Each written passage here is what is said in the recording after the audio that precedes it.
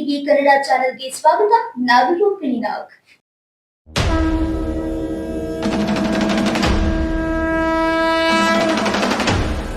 ಭಾರತೀಯರಿಗೆ ಹಬ್ಬ ಎಂದರೆ ಮನೆಯಲ್ಲಿ ಎಂದೂ ಇಲ್ಲದ ಸಂಭ್ರಮ ಸಡಗರ ಇದ್ದೇ ಇರ್ತದೆ.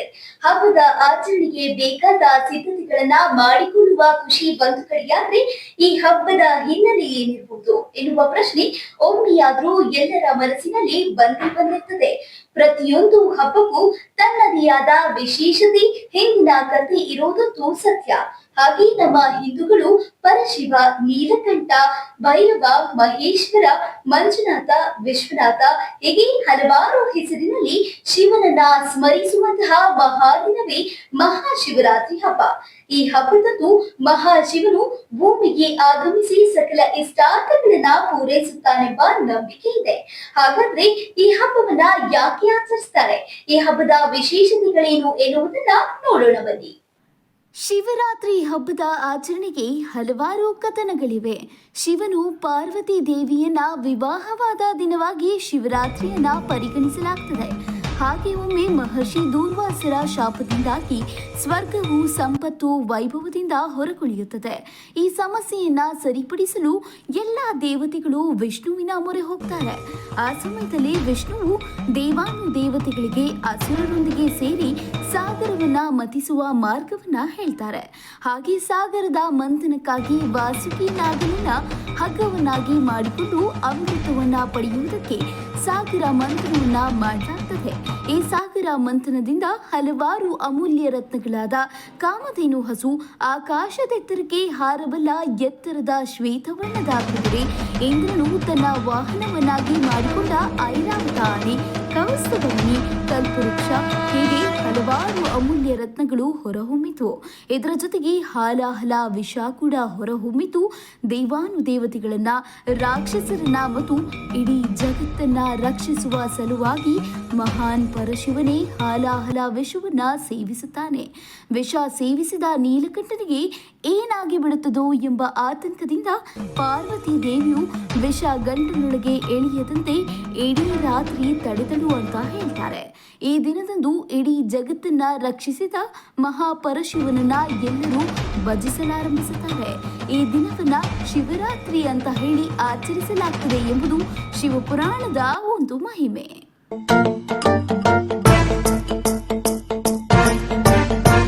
ವೀಕ್ಷಕರೇ, ಈ ಸಮುದ್ರ ಮಂಥನದ ಕಥೆ ಒಂದು ಕಡೆಯಾದ್ರೆ, ಮಾಘ ಮಾಸದ ಕೃಷ್ಣ ಪಕ್ಷದ ಚತುರ್ದಶಿಯ ದಿನದಂದು ಆಚರಿಸುವ ಈ ಶಿವರಾತ್ರಿ ಹಬ್ಬಕ್ಕೆ ಇನ್ನೂ ಹಲವಾರು ಪುರಾಣ ಕಥನಗಳಿವೆ. ಅದೇನು ಅಂತ ನೋಡೋಣ ಬನ್ನಿ.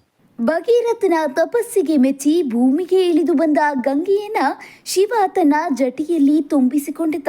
ನಂತರ ಭಗೀರಥನು ಗಂಗೆಯನ್ನ ಭೂಮಿಗೆ ಹರಿಸುವಂತೆ ಶಿವನನ್ನ ಪ್ರಾರ್ಥಿಸುತ್ತಾರೆ. ಆತನ ಭಕ್ತಿಗೆ ಮೆಚ್ಚಿ ಶಿವ ಗಂಗೆಯನ್ನ ಹರಿತು ಬಿಟ್ಟದ್ದು ಇದೇ ಚತುರ್ದಶಿಯ ಮಹಾಶಿವರಾತ್ರಿಯ ದಿನದಂದು ಎಂದು ಹೇಳಲಾಗ್ತದೆ.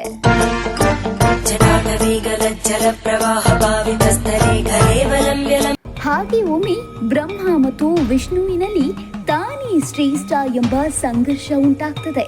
ಬ್ರಹ್ಮನು ತಾನೇ ಈ ಸೃಷ್ಟಿಯ ಕರ್ತೃ, ಹಾಗಾಗಿ ನಾನೇ ಶ್ರೇಷ್ಠ ಎಂದು ಭಾವಿಸಿದ್ರೆ, ವಿಷ್ಣುವು ನಿನ್ನ ತಂದೆಯಾಗಿರುವ ನಾನೇ ಶ್ರೇಷ್ಠ ಎಂದು ಹೇಳುತ್ತಾ ಇಬ್ಬರಲ್ಲೂ ಸಂಘರ್ಷ ಉಂಟಾಗ್ತದೆ. ಇದು ಯುದ್ಧಕ್ಕೆ ಕೂಡ ಕಾರಣವಾಗ್ತದೆ. ಇವರ ಜಗಳ ವಿನಾಶಕ್ಕೆ ಕಾರಣ ಆಗಬಹುದು ಎಂದು ತಿಳಿದ ದೇವತೆಗಳು ಪರಶಿವನ ಮೊರೆ ಹೋಗ್ತಾರೆ.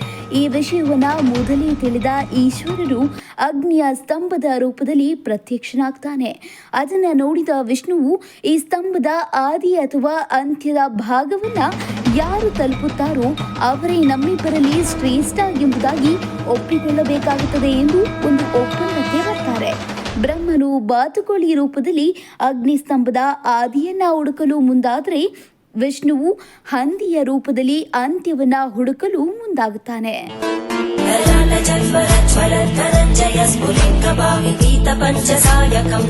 ಆದರೆ ಕೊನೆಯಲ್ಲಿ ಆ ಅಗ್ನಿ ಸ್ತಂಭದ ಆದಿ ಹಾಗೂ ಅಂತ್ಯ ಸಿಗುವುದೇ ಇಲ್ಲ.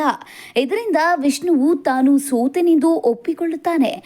ಆದರೆ ಸೋಲನ್ನ ಒಪ್ಪಿಕೊಳ್ಳಲು ತಯಾರಿಲ್ಲದ ಬ್ರಹ್ಮದೇವ ತಾನು ಅಗ್ನಿ ಸ್ತಂಭದ ಆದಿಯ ಭಾಗವನ್ನ ಕಂಡೆ ಎಂದು ಸುಳ್ಳನ್ನ ಹೇಳ್ತಾನೆ. ಇದನ್ನ ತಿಳಿದ ಶಿವನು ಕೋಪಗೊಂಡು ಬ್ರಹ್ಮದೇವನಿಗೆ ಶಾಪ ನೀಡುತ್ತಾನೆ. ತದನಂತರ ಶಿವನ ಕೋಪವನ್ನ ಕಡಿಮೆ ಮಾಡುವ ಉದ್ದೇಶದಿಂದ ಶಿವನನ್ನ ಸ್ತುತಿಸುತ್ತಾ ಆತನ ಧ್ಯಾನ ಮಾಡ್ತಾರೆ. ಇವರ ಸ್ಮರಣೆ, ಪೂಜೆ, ಪುನಸ್ಕಾರಗಳನ್ನ ಮೆಚ್ಚಿದ ಶಿವನು ಪ್ರತ್ಯಕ್ಷನಾಗಿ ಈ ದಿನದ ನಿಮ್ಮ ಭಕ್ತಿ ಹಾಗೂ ಪೂಜೆಯನ್ನ ನಾನು ಮೆಚ್ಚಿದ್ದೇನೆ. ಈ ದಿನ ನನಗೆ ಅತ್ಯಂತ ಪ್ರಿಯಕರವಾದ ದಿನ. ಇದು ಮುಂದೆ ಒಂದು ಪುಣ್ಯ ದಿನವಾಗಿ ಶಿವರಾತ್ರಿ ಎಂದು ಆಚರಿಸಲಾಗ್ತದೆ ಎಂದು ಹೇಳಿದ್ರಂತೆ. ಮತ್ತು ಯಾರು ಈ ದಿನದಂದು ನನಗೆ ಅಂದರೆ ಶಿವನಿಗೆ ಭಕ್ತಿಯಿಂದ ಪೂಜೆ ಪುನಸ್ಕಾರಗಳನ್ನ ಮಾಡಿ ತಮ್ಮ ಕೈಲಾದ ರೀತಿಯಲ್ಲಿ ಯಾವುದೇ ಅನಾಚಾರವನ್ನ ಮಾಡದೆ ಉಪವಾಸ ಮಾಡಿ ರಾತ್ರಿ ಇಡೀ ನನ್ನನ್ನು ವಿಧಿವತ್ತಾಗಿ ಸ್ಮರಿಸುತ್ತಾರೋ ಅವರಿಗೆ ವರ್ಷವಿಡೀ ಮಾಡಿದ ಪೂಜೆಯ ಫಲದಷ್ಟೇ ಫಲವು ಆ ದಿನದ ಪೂಜೆಯಿಂದ ದೊರೆಯುತ್ತದೆ ಎಂದು ಹೇಳಿದ್ದಾರೆ ಎನ್ನುವುದು ಈ ಶಿವರಾತ್ರಿಯ ಹಿಂದಿನ ಒಂದು ಕಥೆಯಾಗಿದೆ. ಮತ್ತು ಇದೇ ದಿನದ ರಾತ್ರಿಯೇ ಶಿವನು ಪಾರ್ವತಿಯನ್ನ ವರಿಸಿರುವುದು ಎಂದು ಹೇಳಲಾಗಿದ್ದು, ಆ ರಾತ್ರಿ ದೇವತೆಗಳು ಹಾಗೂ ಎಲ್ಲ ಮಹಾನಿರ್ಣಾಯಕ ದೇವತೆಗಳು ಜಾಗರಣೆ ಮಾಡಿದ್ದು ಗಿರಿಜಾ ಕಲ್ಯಾಣವನ್ನ ವೀಕ್ಷಿಸಿ ಶಿವ ಪಾರ್ವತಿಯರ ಪೂಜೆ ಮಾಡುವ ಮೂಲಕ ಇದೊಂದು ಪರಂಪರೆಯಾಗಿ ಆರಂಭವಾಯಿತು ಎಂದು ವಿವರಿಸಲಾಗುತ್ತದೆ. ಇದರಿಂದ ಜಾಗರಣೆ ಪದ್ಧತಿ ಆಚರಣೆಯ ಪ್ರಾರಂಭವಾದುದಾಗಿ ನಂಬಲಾಗಿದೆ. ನೋಡಿದ್ರಲ್ಲ ವೀಕ್ಷಕರೇ, ಇದಾಗಿತ್ತು ಮಹಾಶಿವರಾತ್ರಿಯ ಹಿಂದಿನ ಕಥೆ. ಶಿವರಾತ್ರಿಯ ದಿನದಂದು ವಿಧಿವತ್ತಾಗಿ ಪೂಜೆ ಪುನಸ್ಕಾರಗಳನ್ನ, ಉಪವಾಸ ಜಾಗರಣೆಯನ್ನ ಮಾಡಿದ್ರೆ ನಮ್ಮ ಇಷ್ಟಾರ್ಥಗಳನ್ನ ಶಿವನು ಪೂರೈಸುತ್ತಾನೆ ಎಂಬುದು ಈ ಹಬ್ಬದ ಹಿಂದಿರುವ ಒಂದು ನಂಬಿಕೆ ಅಂತ ಹೇಳ್ತಾ ಎಲ್ಲರಿಗೂ ಶಿವರಾತ್ರಿ ಹಬ್ಬದ ಹಾರ್ದಿಕ ಶುಭಾಶಯಗಳು ಅಂತ ಹೇಳ್ತಾ ನಾನು ರೂಪಿನ ಸೈನಿಂಗ್ ಆಫ್. ಧನ್ಯವಾದ. ज्वलन्तरञ्जय स्फुलिङ्गभाविगीतपञ्चसायकम्